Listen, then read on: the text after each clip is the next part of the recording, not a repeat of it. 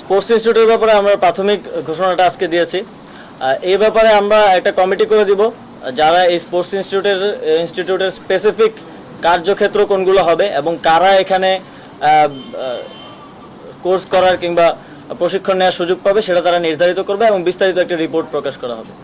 দেখুন, এখানে আমরা বায়োমেকানিক্স সহ যেই ব্যাপারগুলো নিয়ে কাজ করার কথা বলছি, এগুলোর জন্য যেই টেকনোলজির প্রয়োজন হয়, প্রত্যেকটা ফেডারেশনকে আমরা আলাদা আলাদাভাবে সেই টেকনোলজি প্রোভাইড করতে গেলে এটা আমাদের বাজেট স্বল্পতা সহ বিভিন্ন জায়গায় প্রতিবন্ধকতা আসবে।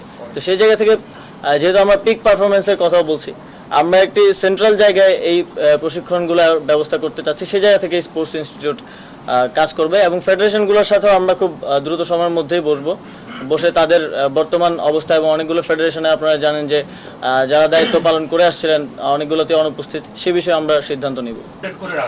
দ্রুত সময়ের মধ্যে কাজ শুরু করার জন্য আমরা দেখব যে আমাদের যে এক্সিস্টিং ইনফ্রাস্ট্রাকচার আছে তার মধ্যে যদি করা সম্ভব হয় আমরা সেটাই প্রেফার করব। যদি তা না হয় সেক্ষেত্রে আমরা বিকল্পভাবে ভবন নির্মাণের মাধ্যমে সেখানে কার্যক্রম শুরু করব। আমরা প্রত্যেকটি জায়গাতে এক্সপার্টদের মাধ্যমেই প্রশিক্ষণ নিশ্চিত করার চেষ্টা করব। তো প্রাথমিকভাবে যদি বাংলাদেশে সেই ফ্যাকাল্টি পাওয়া না যায় সেক্ষেত্রে আমরা দেশের বাইরে থেকে এক্সপার্টদেরকে নিয়ে আসবো। ভাবনার জায়গাটা তো স্পষ্টভাবে বলা আছে যে পিক পারফরমেন্সের জায়গায় আমরা একটু দুর্বলতা আছে আমাদের, এবং আমরা যখন ইন্টারন্যাশনাল বিভিন্ন প্রতিযোগিতায় আমাদের অ্যাথলিটরা যান আমরা সেখান থেকে আশানুরূপ সাফল্য অর্জন করতে পারি না।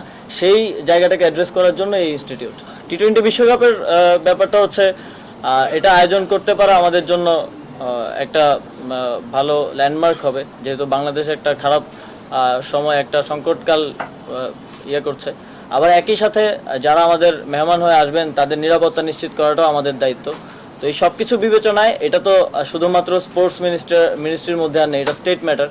তো ডক্টর মোহাম্মদ ইউনুস স্যার আছেন, আরও আমাদের স্বরাষ্ট্র উপদেষ্টা নতুন নিযুক্ত হয়েছেন।